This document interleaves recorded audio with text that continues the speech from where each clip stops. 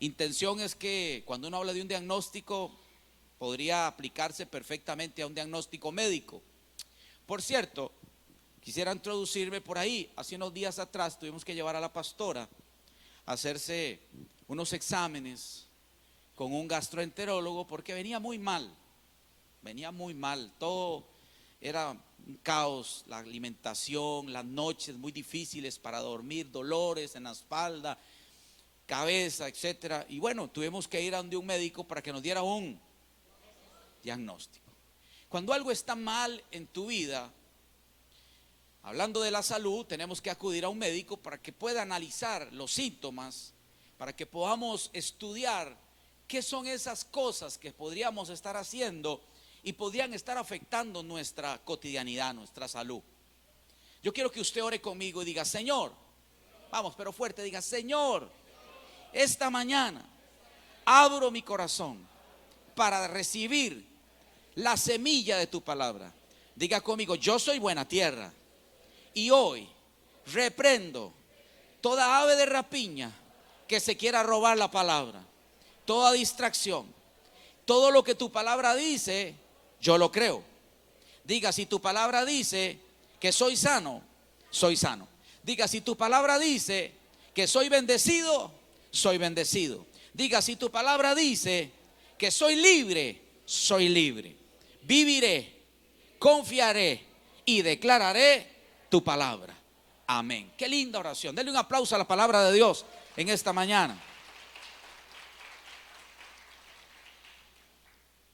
La Biblia dice en Mateo capítulo 15, verso 18, y vamos a entrar en el tema: diagnóstico. ¿Por qué le he titulado así? ¿Por qué Dios me llevó sobre esto? Porque la Biblia dice: pero lo que sale de la, preste atención, lo que sale de la boca viene del. Recuerde que cuando hablamos espiritualmente, nuestro corazón no está aquí, nuestro corazón está en nuestra mente, ¿verdad? Es nuestra mente la que nos hace pensar, hablar, actuar de maneras incorrectas. Contamina a quién, o sea, lo que nos echa a perder a usted y a mí es lo que sale de aquí. Ahí está nuestro problema, lo que sale de nuestra boca. Porque del corazón, yo diría, porque de la mente salen los malos pensamientos, los homicidios, los adulterios, la inmoralidad sexual, los robos, los falsos testimonios y las calumnias. ¿De dónde salen? De nuestra mente. Por eso hoy quiero hablar acerca de lo que es para mí un diagnóstico espiritual. También existen diagnósticos automotrices. Si una persona tiene un vehículo y le está dando ciertos problemas para arrancar, para manejar con tranquilidad, tiene que llevar el carro donde un mecánico para que le haga un diagnóstico. Hay personas que tienen que acudir a especialistas para solicitar un diagnóstico empresarial, por ejemplo. La empresa no está caminando bien, el flujo de caja está afectado, los clientes se han retirado, las ventas se han bajado y ocupamos de un diagnóstico. ¿Qué ocupamos? Un diagnóstico para poder solucionar esa crisis empresarial. Hay personas que acuden a un consejero, a un psicólogo, para pedir ayuda en sus matrimonios, porque hay algo que está caminando mal.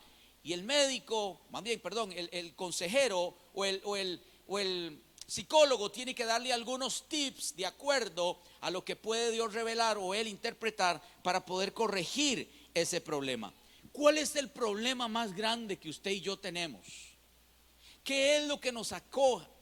¿Qué es lo que nos aqueja, que nos hace perder todas las bendiciones que Dios quiere para nosotros? ¿Por qué este tema es importante? Porque de aquí radicará el éxito suyo. De aquí radicará su vida espiritual en victoria. De aquí radicará un matrimonio victorioso, un empresario sano, un hombre y una mujer de pensamientos fuertes. De aquí radicará. Por eso es importante que usted preste atención a lo que hoy Dios quiere enseñarnos. Escúcheme bien. El problema es cuando la iglesia empieza a decirle a lo malo bueno. Porque Dios siempre ha visto el mal como mal. Dios siempre ha visto lo malo malo y a lo bueno le llama bueno.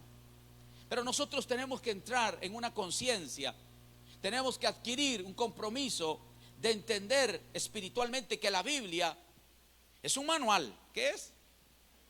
Es un manual que tiene todas aquellas cosas que nos podrían beneficiar y nos enseña todas aquellas cosas que nos podrían dañar. El Señor en el libro de Deuteronomio capítulo 28 le habla al pueblo y le dice: si haces todas estas cosas, bendito serás.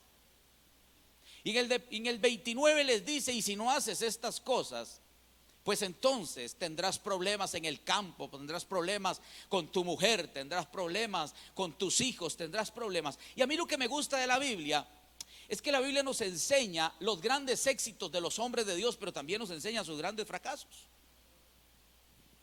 Y yo siempre he dicho que una persona inteligente aprende de los errores de los demás.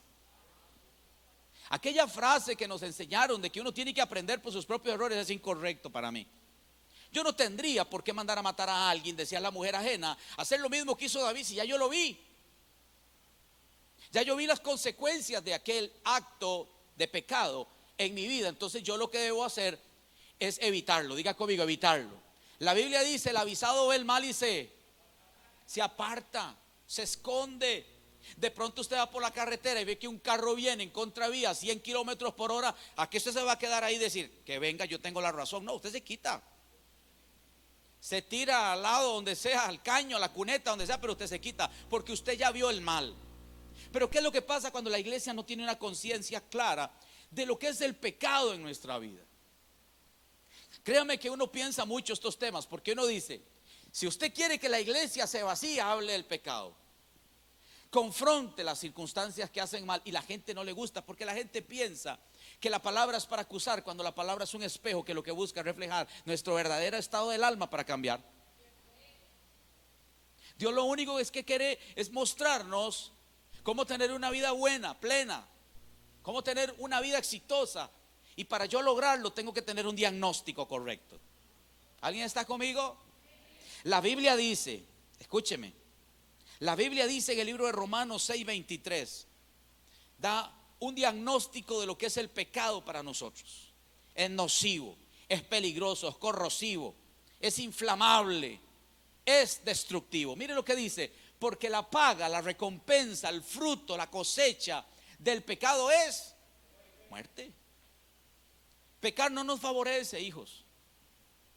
Y aquí no estamos hablando de que hay nadie perfecto ni que somos santos, pero tenemos que ser sabios y tenemos que huir de aquello que nos estropea nuestra relación con Dios. Tenemos que poner un alto a aquello que nos está deteriorando la vida espiritual y que se está convirtiendo en un caos muchas veces que no podemos solucionar. Se llama pecado. Dice: el pecado es muerte, mas el regalo, la recompensa, la dádiva de Dios es vida. Vamos, léalo conmigo: es vida eterna en Cristo Jesús, Señor nuestro. Vivir una vida apartada del pecado tiene una gran recompensa. No solo en esta tierra vivirás bien, no solo en esta tierra serás exitoso, sino que Dios te ofrece una vida exitosa también más allá de tu muerte. O sea que vivir apartándonos del pecado nos conviene. Toque al que está a la persona y dígale: nos conviene.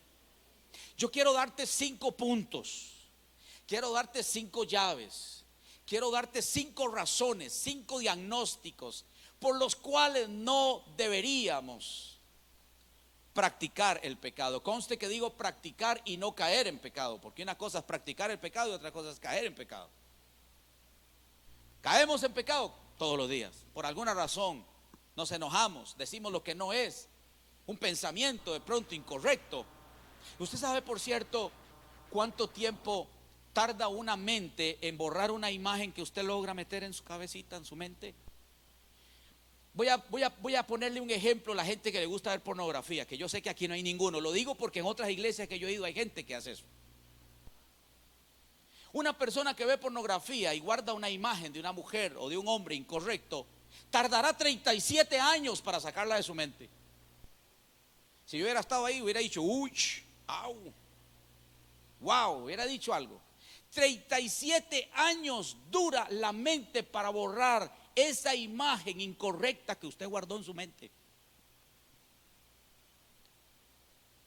El plástico dura menos años en reciclarse que una mala imagen en una mente guardada.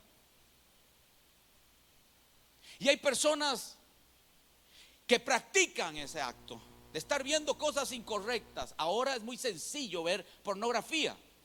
Aunque uno no quiera tener páginas de contenido sexual, le salen a uno. De un pronto a otro estoy viendo un predicador, un TikTok, algo bonito, y sale una hermanita ahí, que bendito sea Cristo. TikTok, me dice, pero ¿por qué tiene que salir en esas? Pues, pero el avisado ve el mal y dice, el insensato se queda viendo y dice, ay, no me está viendo mi esposa, no es tan malo. 37 años, ya después vas a ir a orar y de un pronto a otro te va a salir esa imagen. Reprendo al diablo, repréndase usted. Diablo más cochino. ¿Cómo diablo más cochino si usted metió esa imagen ahí? Queremos que Dios borre imágenes que yo guardé. Oh, ya se puso duro este pan. Voy a cambiarme el traje, me voy a poner un gorro de panadero. Es importante lo que estamos hablando. Estoy tratando de decirle a alguien que tiene problemas del manejo de los contenidos, que tenga cuidado con lo que ve, porque lo que ve guarda tu mente, y lo que tu mente dice dicta tus acciones. Terminaremos cometiendo errores por causa de lo que estamos viendo, que se convertirá en un problema. Número 1, me hubiera gustado tener la batería. Punto número 1, pero no la tengo. Punto número 1, llave número 1, el pecado controla la mente. Diga conmigo, el pecado controla la mente. ¿Por qué tengo que tenerle respeto, cuidado al pecado? Porque el pecado tiene el poder de controlar la mente. Vamos a estudiar muy lindo hoy la palabra, y esto es una serie de 2. Y una vez le digo, el martes no me va a dar tiempo terminar hoy, el martes tengo que continuar. Pero si yo fuera usted, yo no me perdería lo que el martes voy a enseñar, porque no me dará tiempo de liberar todo lo que Dios me ha dado. Salmo 51:3. El salmista David, wow, el que mató al gigante, sí, pastor, ese mismo, al que le cantaban las doncellas, sí, al que el Señor sacó de oler a estiércol de oveja y lo pasó a oler a perfume de rey, en un lugar especial, a ser el yerno del rey. Si de ese vamos a hablar, porque él tuvo grandes aciertos. Diga conmigo, grandes aciertos. Y es un modelo para que nosotros podamos estudiar y tener un diagnóstico concreto y preciso de la vida de David. David escribe muchos salmos. ¿Cuántos? Muchísimos, más de 80 salmos. Pero escribió el Salmo 51, y ahí nos vamos a quedar en esta mañana y vamos a estudiar qué le pasó a David el día que él pecó. ¿Qué le ocurrió a David, al dulce cantor de Israel? ¿Qué le pasó al hombre que era conforme al corazón de Dios? Dijo, no fue él el que dijo. Él no andaba diciendo yo soy conforme al corazón, no, fue Dios el que habló de él. ¿Qué le pasó a David el día que no pudo huir del pecado, que dejó que el pecado controlara su? ¿Qué le ocurrió a David? Porque David tiene que escribir un salmo tan hermoso, tan profundo, que nos enseña tanto en esta mañana como el Salmo 51. Verso número 3 empieza a darnos mucha luz de lo que David estaba viviendo. Porque yo reconozco y mi pecado está algunas veces. David dice, me di cuenta que desde que yo vi a esa mujer, me di cuenta desde que la deseé y la traje a la cama de mi esposa, wow. Me doy cuenta de que del día que empecé a cambiar mis hábitos buenos por hábitos incorrectos. David tenía muy buenos hábitos, y la Biblia dice que la gente corrompe sus buenas costumbres por malos hábitos. Ya lo vamos a estudiar. David empieza a reconocer que desde el día que él pecó, la maldad estaba todos los días. ¿Cómo dice él? Todos los días el pecado controla mi mente. ¿Sabes cuál es el problema del pecado? Que el pecado cae, la persona en pecado, y está en la iglesia y está diciendo, claro, ya se dio cuenta el pastor que yo estoy en pecado. El diablo ahí, ya el pastor sabe que tú caíste en pecado, mejor no vuelvo. Yo me he dado cuenta que desde que yo fallé, ya nadie me quiere en esta iglesia. Empieza usted a sentir que en todo lugar donde usted va, el pecado está siguiéndolo. Puede la persona estar en un lugar hasta de oración, en un lugar, y en momento a otro le pasa aquella imagen del acto incorrecto, de la acción incorrecta, y el enemigo controla su mente. Y mente que el enemigo controla, ese es un taller de Satanás. Él puede trabajar cualquier tipo de cosa ahí. David se dio cuenta que desde el momento en que él abrió el corazón a su pecado, escúcheme bien, el pecado empezó a dominarlo. Por ejemplo, David era un hombre que amaba ir a la guerra. Él era un guerrero. ¿Qué era David? Antes de ser rey era un guerrero. Amaba ir siempre a la guerra, iba con sus hombres, peleaba, aunque algunos hombres le decían que no se vaya a apagar la lámpara de Israel, que decía usted atrás, pero David siempre estaba allí. ¿Dónde estaba David? En donde había acción, donde había guerra. Pero el día que David, escúcheme bien, empezó a permitir que la pereza, el cansancio, cambiara sus prioridades, David se empezó a quedar en el palacio porque quería dormir mucho. ¿Qué quería? Dormir mucho. Ya David no se levantaba temprano para ir a las batallas con sus hombres, sino que ahora David quiere darse largos tiempos de descanso. Según este estudio de la caída de David, eso fue como en la tarde noche. Quiere decir que David pasó durmiendo toda la mañana, parte de la tarde, 5 o 6 de la tarde, y cuando salió vio a la mujer bañándose. Tenga mucho cuidado usted cuando cambia sus prioridades con Dios. Tenga cuidado cuando la iglesia se convierte en una opción más y no en la mejor opción.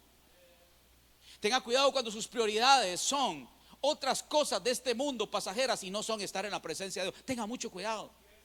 David empezó a tener distancias muy importantes y eso provocó distanciamiento de su visión. Escúchame bien. ¿Sabes que David empezó a experimentar insomnio cuando pecó? El pecado te roba el sueño. David en algunos salmos tuvo que decir: en paz me acostaré. Y así mismo, porque David empezó a experimentar pérdida de sueño. Las personas cuando están tramando algo malo, y sobre todo aquellos que están buscando encuentros a espaldas de sus compañeros, de sus esposos, sus esposas, no pueden dormir en paz. Pasan toda la noche maquinando y pensando: uy, si me hubieran agarrado, si hubiera revisado el teléfono, lo dejé en el baño, por dicha que me levantara. No tienen paz. ¿Alguien está conmigo? El pastor los manda a una cita y dice: ya está, el pastor ya se dio cuenta. Y yo lo llamaba para ver cómo estaba la esposa, cómo estaban los hijos. Ni siquiera me imaginaba que podía estar en una tendencia, una trampa del enemigo. Pero estas personas pierden el insomnio y tienen una segunda característica muy importante: pierden el gozo de la salvación. Ya usted no los ve alegres, ya no vienen al altar a danzar, a adorar. Ya no toman la cena del Señor. Ojo. El que no toma la cena en esta iglesia, ya de verdad es que algo está bien mal en su vida. Porque aquí les enseñamos a tomar la gracia, a disfrutar de ese momento de perdón de Dios. Pero yo estuve mucho tiempo en iglesias donde el que no tomaba la cena del Señor, todo el mundo lo volvía a ver y dice: ahí está, véalo. Entonces todo el mundo lo agarraba el pan. Uno de lo que hacía era como hacía cuando iba a la iglesia católica, que se lo ponía bajo la lengua, no lo mordía. Porque uno no quería comer la cena, porque uno sabía que la musiquita que andaba por dentro no andaba muy bien. Pero una de las cosas que David experimentó fue que se le fue el gozo. ¿Qué se le fue? Usted no sabe que la gente que se va, entró a la iglesia, disfrutó de los amores del Señor, del perdón, fue al retiro, estuvo en discipulado, fue al lanzamiento y estuvo sirviendo, y de un pronto a otro usted ve que se aleja de la iglesia, perdió el gozo de la salvación, ya no entiende lo que es ser salvo. No hay nada más grande, no hay nada más digno de ser alabado, reconocido que la salvación que Dios nos dio. No hay ninguna razón para que usted se aleje de esa salvación, no hay ninguna causa, no hay ninguna razón, ni aún el pecado, porque el pecado fue vencido por Cristo en la cruz del Calvario. Entonces alguien me puede dar una razón por la cual yo quiero perder el gozo de mi salvación. No existe, a menos que yo esté en pecado. Número 2. ¿Cuál era el número 1? El pecado controla la. Muy bien, están prestando atención. Número 2, el pecado deshonra al Señor. ¿Qué hace el pecado? Deshonra al Señor. Salmo 51, verso 4, David dice algo hermosísimo: contra ti solo he pecado y he hecho lo malo delante de tus, para que seas reconocido justo en tu palabra y tenido por puro en tu juicio. Déjame decirte una cosa, David no solo pecó contra Dios, David pecó contra sí mismo. David no solo pecó contra sí mismo, también David deshonró a su esposa. David no solamente deshonró a su esposa, deshonró a su ejército también. ¿Alguien está escuchándome? David no solo defraudó y deshonró a su ejército y deshonró a todo Israel, que lo había nombrado y lo había puesto como rey en Israel. Pero hay algo curioso en este pasaje. David tiene que reconocer, escúcheme bien, David también había fallado a su mejor hombre, al hombre de confianza, al hombre que peleaba por él y moriría hasta por él en una batalla llamada Urías. Él deshonró a Urías, él deshonró a esa mujer con la que se acostó. Pero David en el Salmo 51 verso 4 tiene que llegar a reconocer que no solamente le falló a mucha gente, sino que le falló ¿a quién? A Dios. Y ese es nuestro peor problema. Cuando nosotros le fallamos a nuestro Señor, escúchame bien, cuando nosotros le fallamos al Señor, nosotros empezamos a romper nuestra relación y nuestra comunión con Dios. ¿Alguien está conmigo? Y no nos conviene. David no solamente le falló a las personas que confiaban en él, David le rompió el corazón a Dios. Y eso sí que es un problema. Romperle el corazón a aquel que había dicho: tú eres conforme a mi corazón, tú eres conforme a mi mente, decía Dios, a mis pensamientos. ¿Sabes cuál es el problema del pecado? Que el pecado nos pone en contra de Dios. David dijo: Señor, contra ti he pecado. El hijo pródigo, que habla en el libro de San Juan capítulo 15, o Lucas capítulo 15 más bien, la Biblia dice que él defraudó a todos los que trabajaban con él, a los de la casa, a muchos amigos probablemente les defraudó, a muchos les dio muy mal ejemplo. Pero llega un momento en que él tiene que reconocer, cuando va ante el Padre y le dice: Padre mío, he pecado contra el cielo y contra. Llega un momento en nuestra vida que tenemos que entender que nuestra mayor ofensa ha sido romperle el corazón al Dios que nos ama. Y cuando usted vive, escúcheme, aquí se da cuenta usted, en este diagnóstico se da cuenta en dónde usted está parado, en dónde usted está viviendo. Si usted es de las personas que cuando peca tiene horror a que Dios lo desborone, horrenda cosas caer en las manos del Dios vivo, juicio, te irás para el infierno, hijo del diablo. Si tú vives con esa conciencia de que cada vez que fallas hay un Dios bravo, un Dios enojado, un Dios rencoroso, un Dios vengativo, tú no conoces a Dios. Yo quiero pensar en la gente que cuando falla a Dios se siente herido, contristado en su espíritu porque le falló al Dios que ama, al Dios que confía en él, al Dios que le puso un nombre nuevo, al Dios que lo lavó con su sangre en un madero. Yo quiero pensar en eso, que cada vez que yo peco estoy hiriendo el corazón de Dios. Me gusta más eso que pensar en que cada vez que fallo el infierno me está esperando. Las llamas de fuego me están tocando. ¿Alguien está entendiendo lo que estoy diciendo? Son dos maneras diferentes de vivir el pecado. Cuando usted realmente tiene una conciencia de que le fallaste a Dios, que le heriste el corazón a Dios, tú eres un buen hijo. Salmo 51:11, David se sentía tan mal con Dios que dice en el Salmo 51:11: no me eches, ¿cómo? No me eches de delante de mí y no quites de mí tu santo Espíritu. Consecuencia de fallarle a Dios siempre es pensar que Dios nos va a quitar algo. Y Dios nunca quita, escúchame bien, algo que Él nunca desea quitar de tu vida, de mi vida: la gracia y el amor y el favor. ¿De dónde te lo va a quitar? Si nos amó, ¿cómo puedo yo pensar que Dios me va a odiar? ¿Cómo puedo pensar yo que Dios me va a destruir si Él me quiere bendecir? No sé si me estoy dando a entender. Pero David, como había sentido que su conciencia, aquí entra un tema de la conciencia, le estaba acusando, David dice: no me quites nada, No me eches de delante de ti, Señor, no me deseches. Es lo primero que el diablo le dice a la persona que falla: estás desechado. Y por eso no vuelve a la iglesia, porque siente que ya no tiene propósito, que ya no tiene perdón. Cuando tiene el perdón de Dios, tiene el perdón de sus pastores, tiene el perdón de la iglesia, pero no se perdona a sí mismo. Mira qué peligroso es el pecado. La Biblia dice que Satanás es homicida desde el principio. Y su trabajo es matar, robar y destruir. Y yo tengo que entender cuál es el diagnóstico que Dios me da de mi enemigo. Mi enemigo quiere mi destrucción. Mi enemigo quiere que yo viva lejos de Dios. Mi enemigo le sirve y le conviene que yo rompa mi relación con Dios.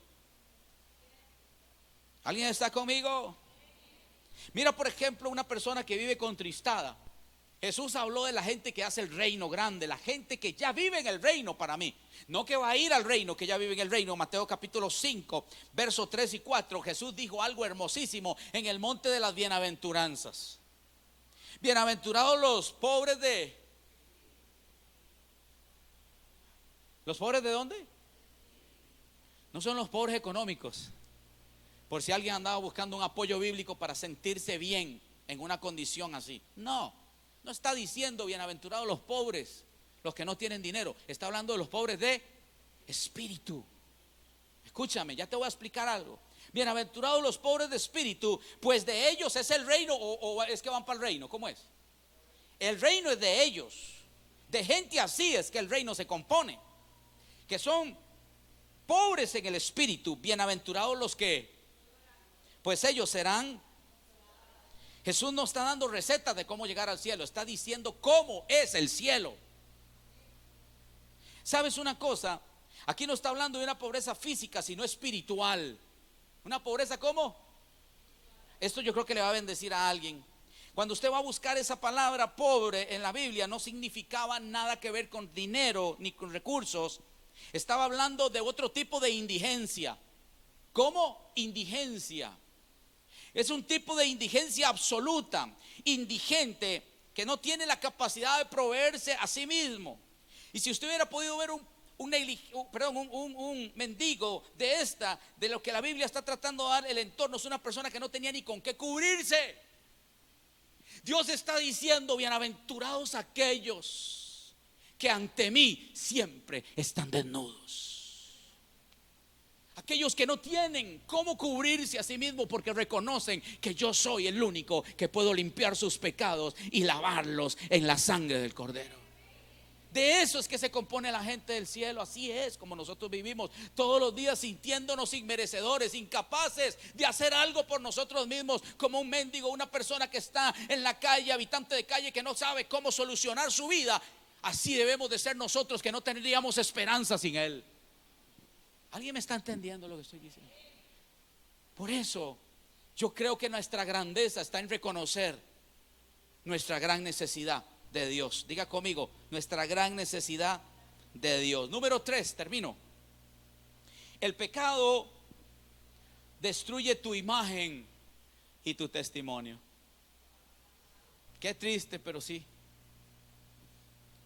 La gente que está pensando en pecar, porque hay gente que está pensando en pecar. David vio, está bonita, la gordita, la flaquita, la altita, la machita, no sé, la alta, la bajita, no sé. Ahí estaba maquinando, pensando. ¿Sabes? David nunca pensó en las consecuencias. David solo pensó en el placer. ¿Qué problemas cuando el enemigo te hace pensar que el pecado te va a dar placer? Por eso tanta gente falla y tanta gente peca todos los días y a propósito. Porque el diablo puso al mundo, le puso una visión de que el pecado es delicioso a los ojos. ¿Se acuerda que aquella restricción que el Señor puso en el libro de Génesis, ese árbol del cual no comerás, dice que la mujer lo empezó a ver codicioso? ¿Cómo lo vio? Uy, se ve buenísimo. Ese hermanito es bueno. Solo tiene un problema, un defecto, es casado, pero está buenísimo. Ahí estaba David. David nunca pensó en las consecuencias. David solo pensó en el placer que iba a sentir. Siempre hazte la pregunta: si hago esto, ¿cuáles son mis consecuencias? David no pensó en eso. Mira lo que David dice en el Salmo 51, verso 14, para que tú veas cómo se destruye la imagen de un hombre, rey de una nación tan poderosa, un gran guerrero, un gran adorador. Se estaba destruyendo por causa del pecado. Salmo 51, verso 14 dice: líbrame de homicidios, porque ya había matado a un hombre inocente. Se había manchado su testimonio delante de toda la nación. ¿Alguien me está escuchando? No hubo nadie en Israel que no se diera cuenta de la historia de David y aquella tarde de pasión. Líbrame de homicidios, oh Dios de mi salvación. Cantará mi lengua ¿tú qué? Ya la imagen de David en este salmo está distorsionada. Ya no se mira a sí mismo como Dios lo mira a él. Porque recuerda que Dios hablaba de Job, pero hablaba bien. ¿Cómo hablaba Dios de Job?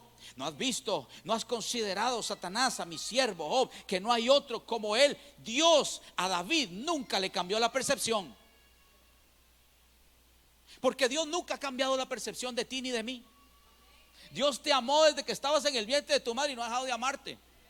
A pesar de tus infidelidades, a pesar de tus inconstancias, de las mías, de mis errores, de mis fracasos, de mis luchas, de mis batallas, Dios no ha dejado de amarme y de pensar igual de mí. Es más, hasta escribió cosas que vas a vivir y vas a hacer en tu futuro, en tu mediano plazo, porque Él sabe y confía en ti. El problema es que cuando nosotros caemos en un pecado, el enemigo distorsiona nuestra imagen delante de los demás. El que Dios te mire con agrado no quiere decir que a lo mejor la gente te mire con agrado. Eso ya no es problema de Dios, es problema de la gente que a veces no tiene misericordia para ver cómo Dios mira con misericordia. ¿Sabes qué le pasó a David? Algo que no le puede pasar a ningún adorador en esta iglesia: perdió la dignidad. David era un adorador. ¿Qué era? Un adorador. Yo conozco gente que no tiene el rostro para venir a esta iglesia, que la aman, que la vieron nacer, estuvieron con nosotros, fueron de nosotros, cantaron con nosotros, pero no se atreven a venir aquí porque le cometieron un error a alguien y no tienen cómo darle la cara a esa persona y no se atreven a venir aquí por eso, porque su imagen está distorsionada con los demás. Qué triste, ¿verdad? Qué triste es cuando no nos damos cuenta de todas las consecuencias del diagnóstico que el pecado puede originar en nuestra vida.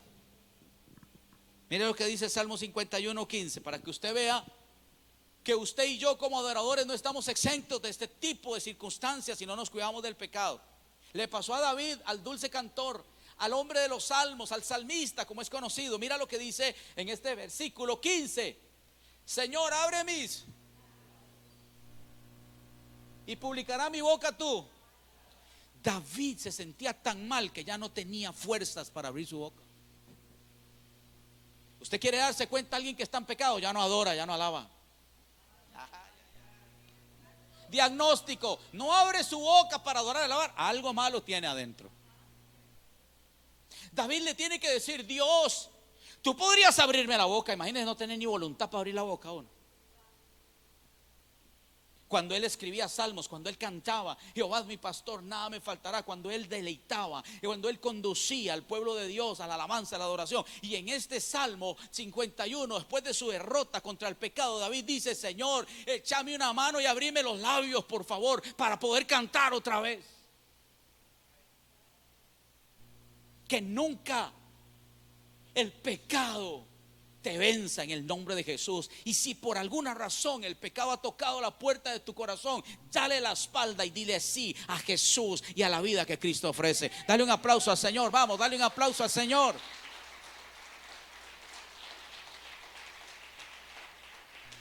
¿Sabes qué le pasó a David con el pecado? Se le cerró la fuente de inspiración.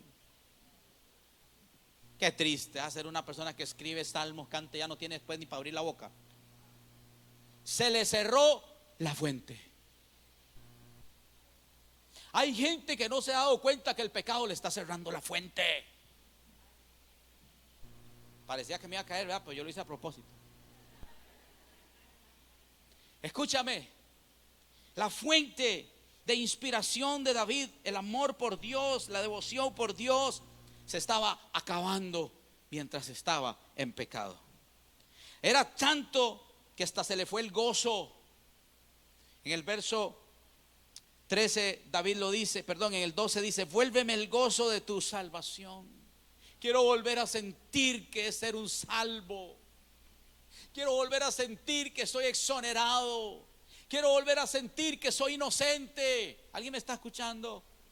¿Alguien puede sentir el dolor de David, la experiencia que David pasó tan terrible cuando decidió hacerle caso a la voz del enemigo? ¿Sabes qué es lo que pasa? Le pedimos a Dios que nos devuelva el gozo de salvación que Él nunca nos quitó. Señor, devuélveme el gozo. Pero yo te lo quité yo. Tú lo negociaste. Un plato de lentejas fue más grande que el gozo que yo te había dado por ser salvo, que el pacto que hice contigo en la cruz del Calvario a través de mi Hijo.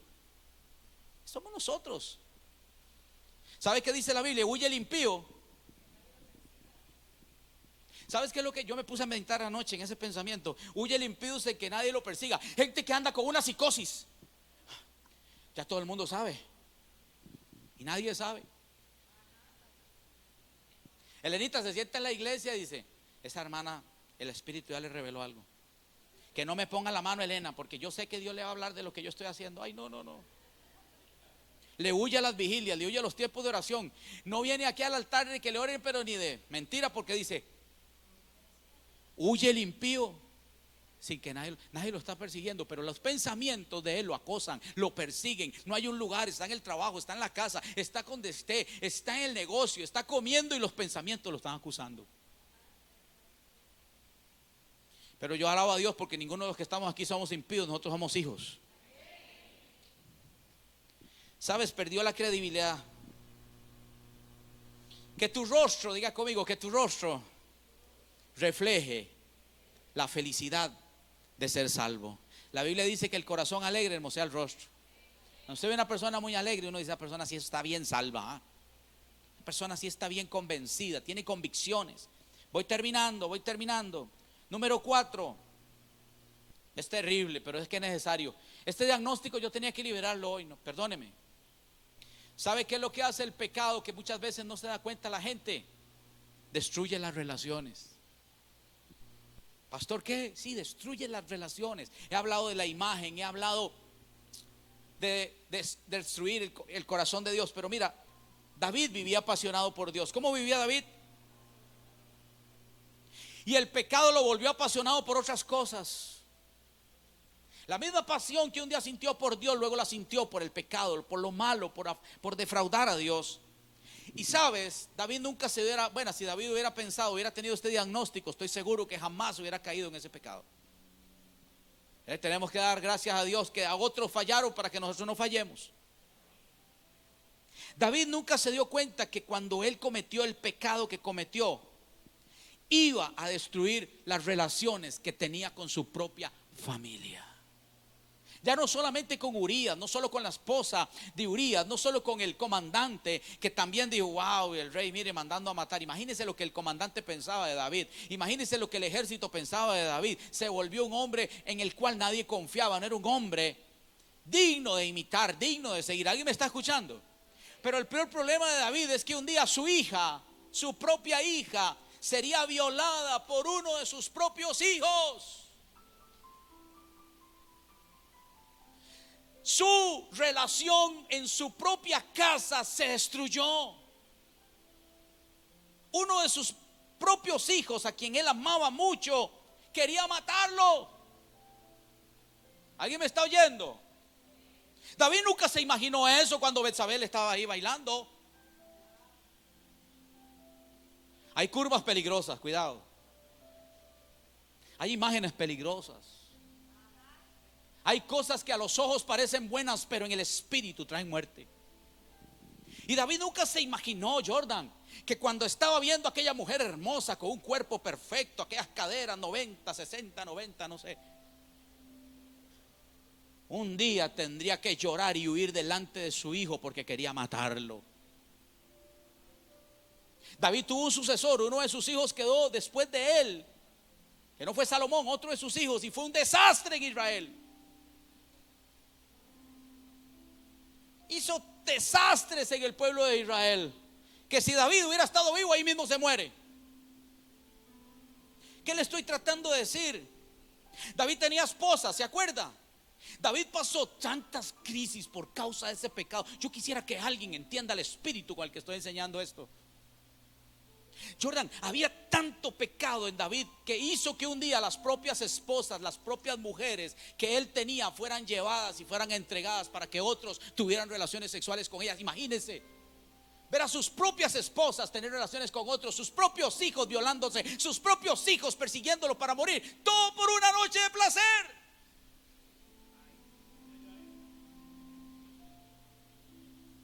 Diagnóstico: el pecado mata. El que vive para la carne cosechará de la carne. El que vive del Espíritu vivirá por el Espíritu de Dios.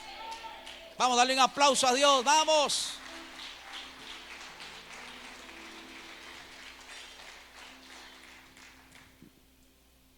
Es tan triste que haya gente que ni aún los de su propia casa creen en ellos por el testimonio que han dado.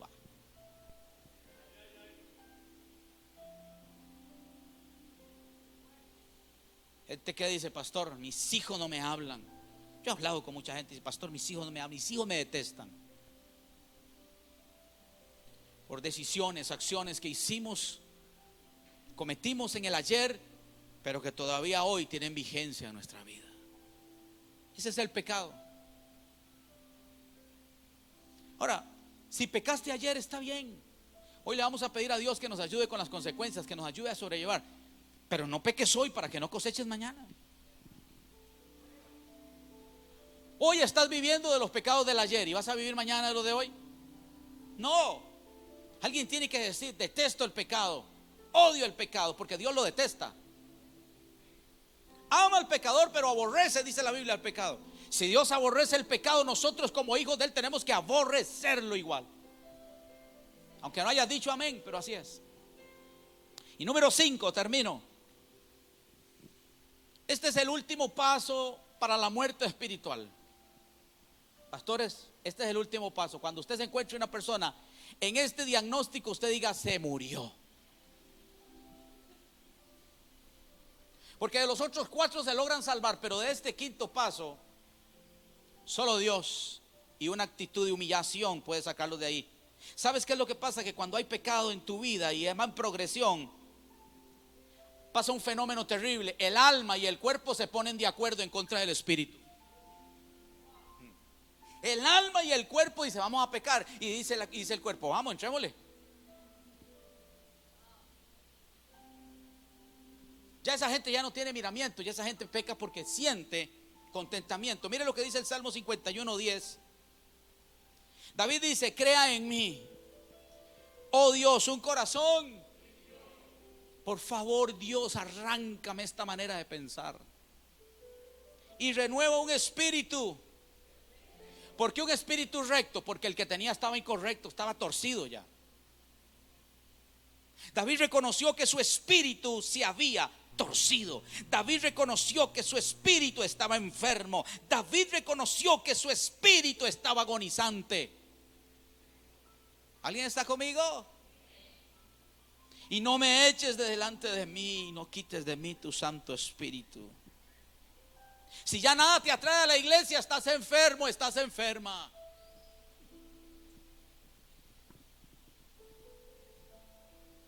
Si vienes a la iglesia a criticar a los demás y a juzgar a los demás, estás enfermo en tu espíritu.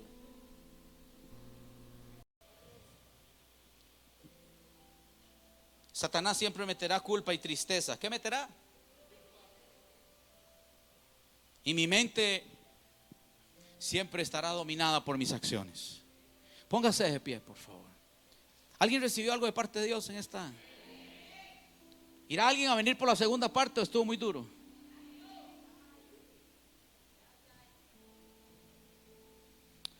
Me dijo una oveja: pastor, con ese título me va a doler, ¿verdad? Yo voy al gimnasio, a mí me gusta el gimnasio, y los entrenadores, los personal dicen que si no duele no sirvió. Si usted hace deporte y usted alza ahí media onza y usted llega a la casa y no le duele el brazo, no trabajó nada bien. Si hoy viniste a la iglesia y algo te dolió, la palabra llegó donde tenía que llegar. Porque la palabra es un cuchillo, una espada que corta, confronta, no para muerte sino para vida, no para avergonzarnos sino para cubrirnos. Cierre sus ojos, levante sus manos, por favor. Cierre sus ojos, levante sus manos. Yo no sé si de pronto te has sentido en uno de estos estados, de este diagnóstico. Si necesitas oración, yo quiero orar por ti. Aquí nadie te va a juzgar, nadie te va a criticar. Uy, mire, pasó adelante, quién sabe qué anda, qué tiene. No. David dijo: cuando me humillé, cuando confesé mi pecado y me aparté, alcancé misericordia. Yo prefiero pasar en vergüenza delante de los hombres, pero con dignidad delante de Dios. Yo prefiero que la gente piense lo que quiera de mí, pero que Dios esté complacido con mi corazón humilde y humillado. El altar está abierto para alguien que hoy necesita decirle al Señor: voy a aborrecer el pecado, voy a guardarme de este enemigo. Está abierto. Me apagan luces, por favor, gracias.